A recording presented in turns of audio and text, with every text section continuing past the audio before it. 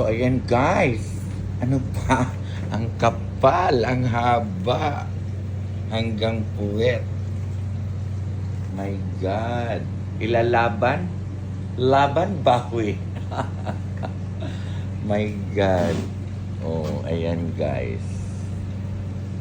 Laban bawi. My God, kakapal.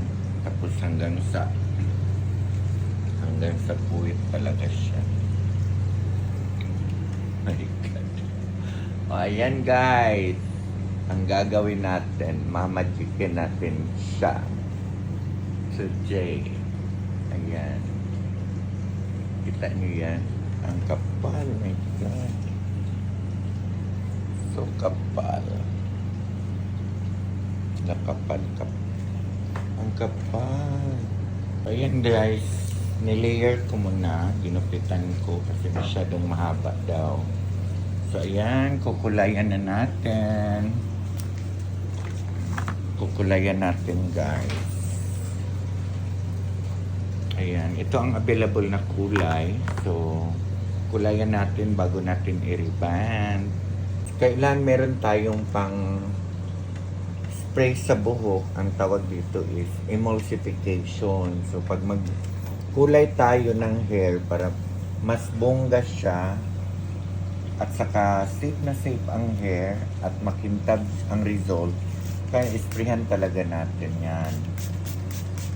Ayan. So i-sprayhan talaga natin para sa emulsification kasi para magbantay ang kulay at saka mas gumanda ang at makintab ang hair kapag naka spray ng hair refresh. Ayan.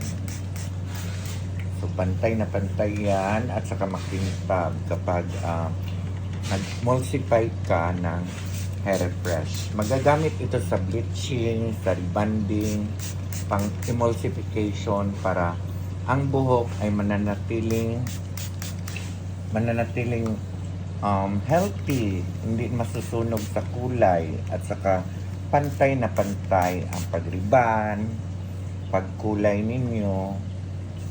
Ito nakakatulong din ito para hindi masira ang hair. So kailangan natin ng hair refresh na meron siyang water na mineral water na hinahalo. So ayan po.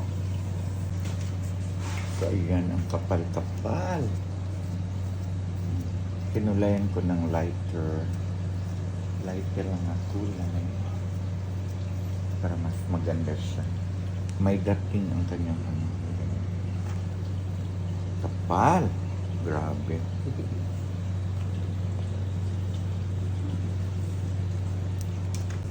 So ayan, niriban ko na siya. Safe na safe ang pag-ribbon kahit nakakulay siya. Basta meron tayong hair refresh. Ayan. Ayan.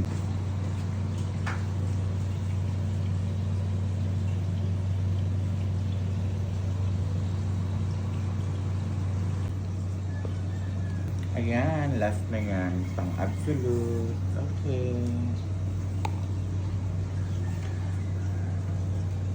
So guys, ayan na. Ang ganda-ganda. Super ganda. Ang lambot. Soft and shiny. Ayan, ang ganda.